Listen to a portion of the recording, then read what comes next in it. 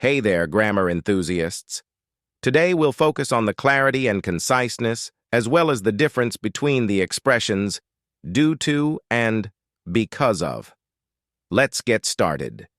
Here's the sentence we'll be analyzing. Very little has the ability to grow in the Andean highlands of Peru due to the thin air, scarce water supply, and rocky terrain. Our goal is to find the most concise and clear way to express this idea.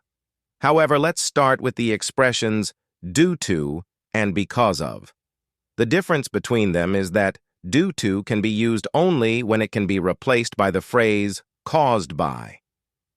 Check the link to one of our videos for more details.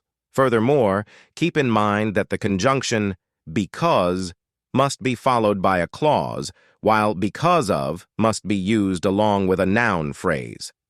Let's see the answers.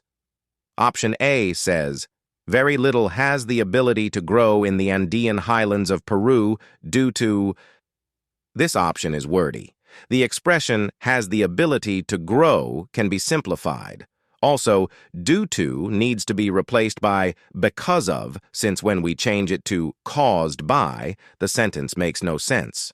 Option B says, very little is able of growing in the Andean highlands of Peru caused by...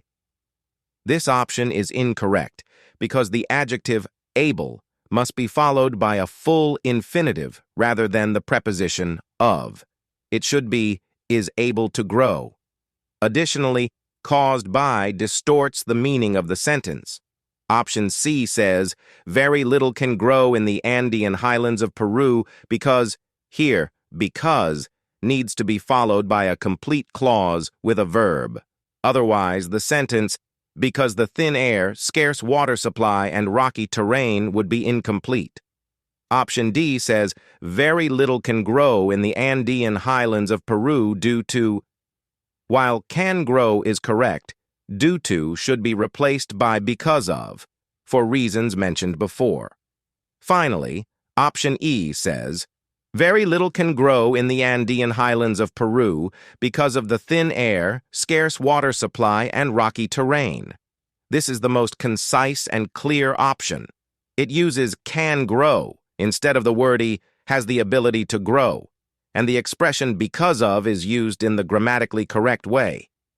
Remember, when you're tackling sentence correction tasks, always aim for conciseness and clarity. Avoid unnecessary words and ensure the prepositions you use fit the context. That's it for today's lesson.